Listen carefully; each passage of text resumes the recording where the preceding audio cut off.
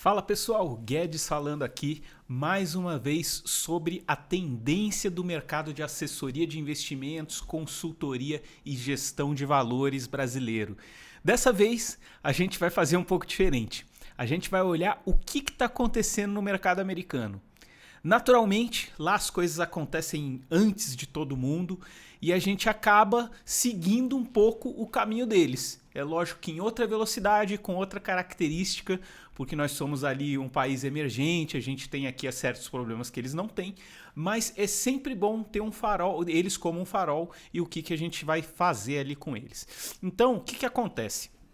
Essa semana, esse mês, saiu aqui esse Investment Advisor Industry Snapshot de 2023, tá? Esse é um documento que ele é feito pela Investment Advisor Association. Então é uma pesquisa que eles fazem trazendo dados ali de todo o mercado americano e como que está essa criação de empresas de consultoria de investimentos, que são os advisors, financial advisors, e como estão ali funcionando esse mercado, tá? A gente tem alguns paralelos que a gente consegue fazer. Aqui esse documento ele é bem longo, se você entrar no meu artigo, que eu vou deixar o link aqui, você vai ter o link para acessar ele completamente. Então você tem ali alguns detalhes, por exemplo, você pode ver ali que, olha, nós temos hoje 15.114 empresas de investimento, de consultoria de investimentos, de assessoria de investimentos nos Estados Unidos, 62,8% provém a serviços para a pessoa física. Então são 61 milhões e 900 mil clientes, 114 trilhões em ativos. Nós temos ali, olha quantos empregados, 971.487 empregados nesse setor. E 91,7% dessas empresas possuem menos de 100 pessoas, quer dizer, são empresas de um tamanho legal. Então aqui a gente já consegue ver o tamanho desse mercado, né? Eu gosto de fazer alguns paralelos. O pessoal fala que o Brasil está um pouco saturado, a gente vê aí que não está, né? Então, primeiro, um dado aqui que eu já até postei, o pessoal gostou e comentou bastante, é como que eles cobram pelo serviço deles, né? Então, ali as empresas de consultoria, elas tendem ali a cobrar... Deixa eu botar aqui, deixa eu tirar isso aqui para ficar melhor. Eles tendem a cobrar sempre um fee-based, é aquele fiduciário. Então eles cobram um percentual do patrimônio dos clientes que eles estão assessorando, que eles estão fazendo consultoria. Então 95,2% dos assessores cobram assim.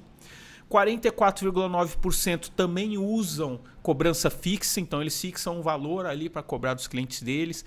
36,2% cobram performance, 29,5% tem serviços também por hora contratada.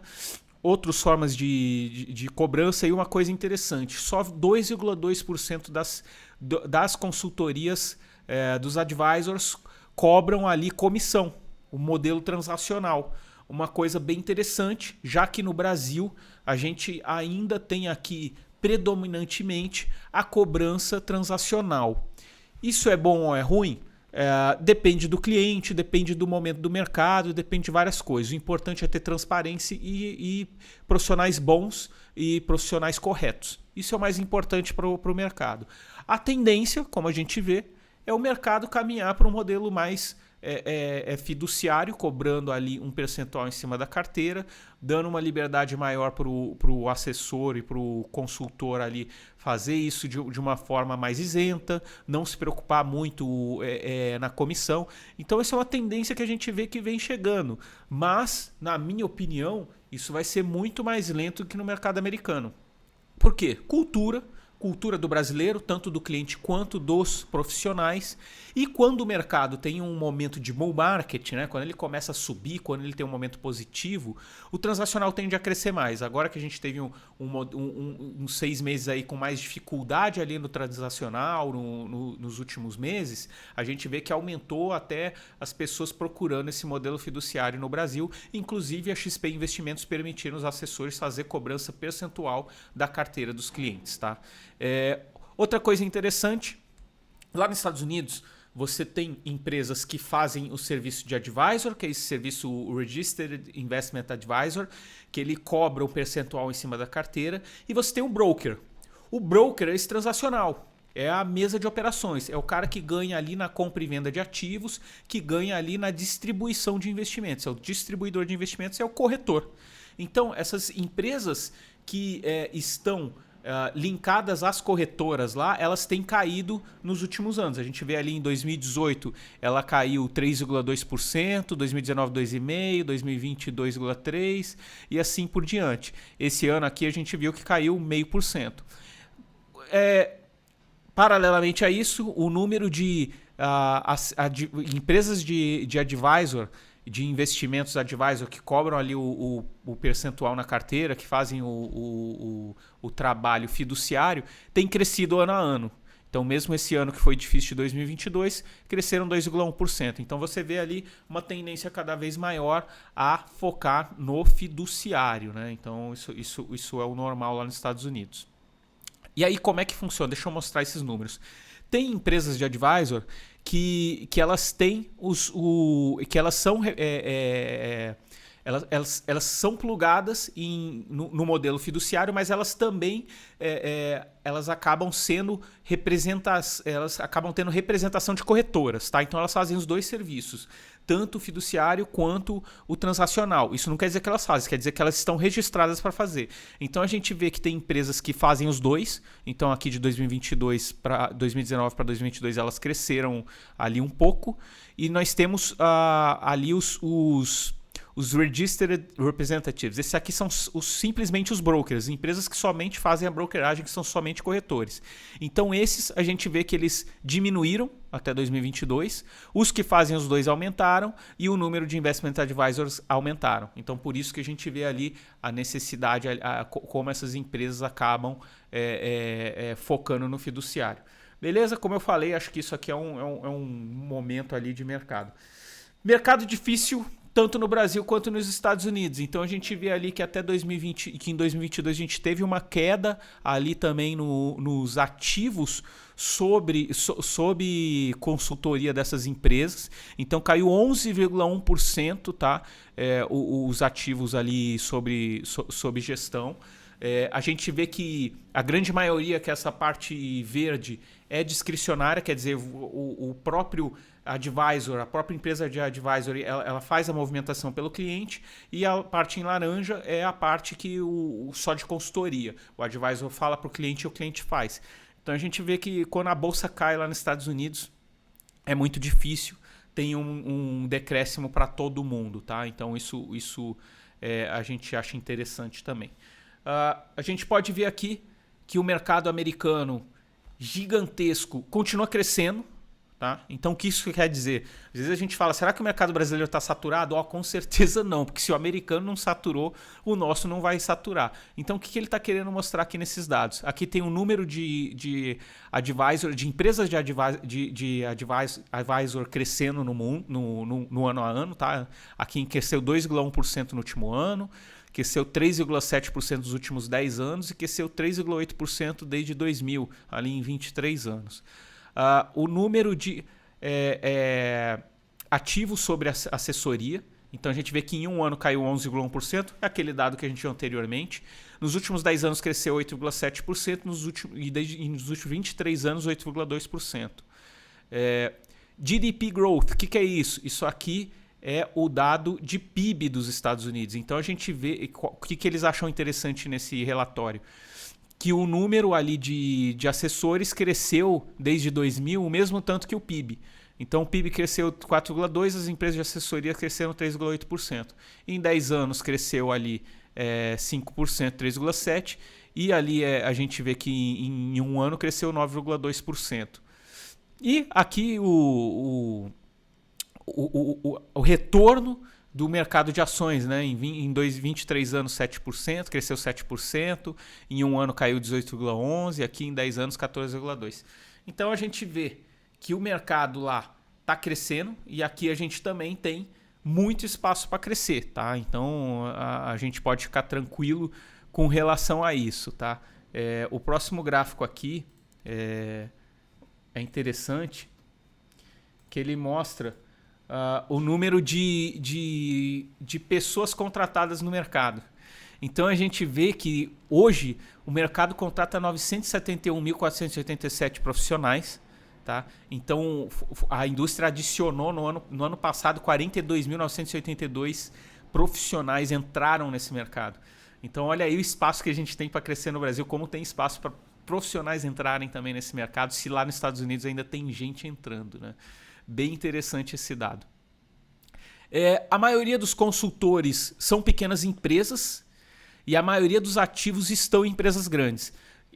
Isso aqui a gente está enxergando nesse gráfico. Tá? Então, a maioria das empresas, 58,2% das empresas estão entre 100 milhões e 1 bilhão sobre assessoria, sobre consultoria.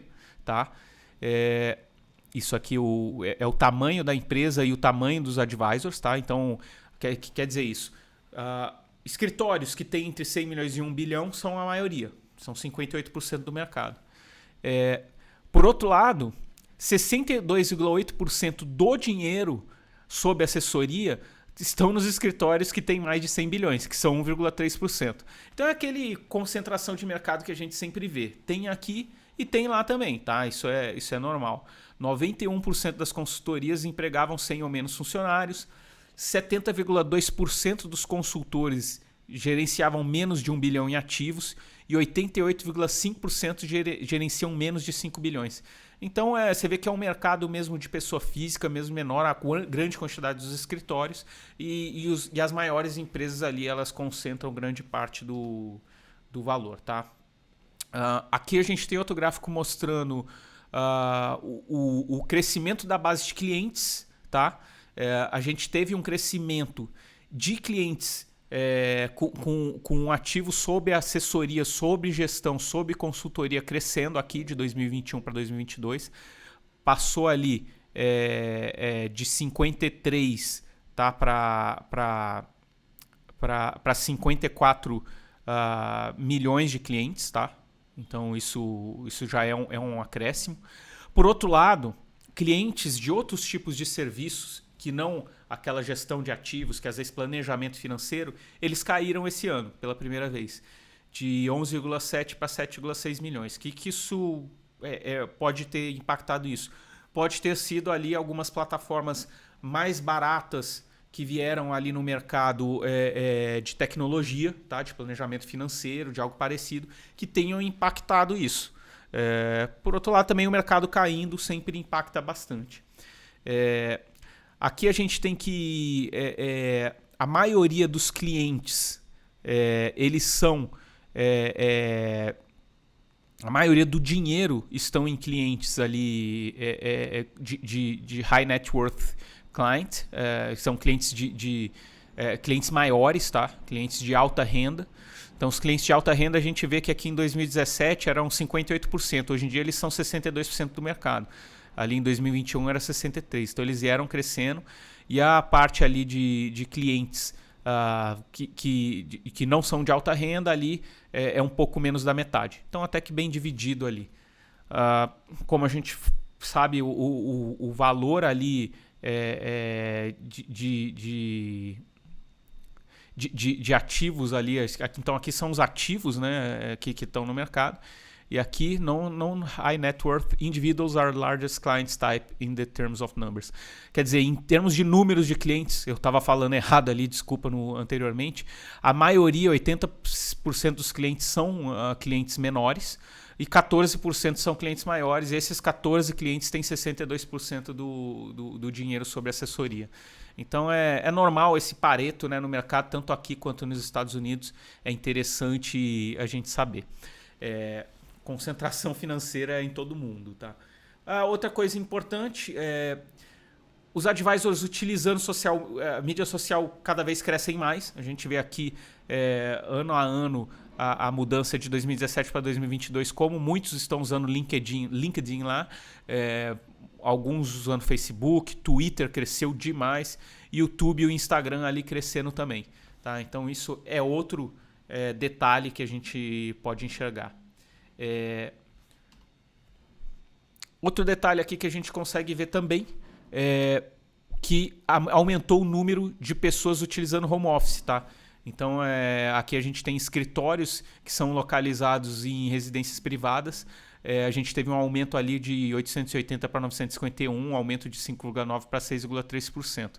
Então, isso é uma tendência, acho que no mundo inteiro, essa parte híbrida, né, de trabalho. É um modelo que tem crescido bastante. Então, o que você achou desses dados do estudo americano? Eu trouxe aqui um resumo dos principais pontos. Eu espero que você leia o relatório e me diga o que você acha. Comenta aqui nesse vídeo. Segue a minha newsletter, se inscreve no meu canal e dá um joinha, que é sempre bom ter esse contato com você, beleza? Valeu, pessoal. Um grande abraço.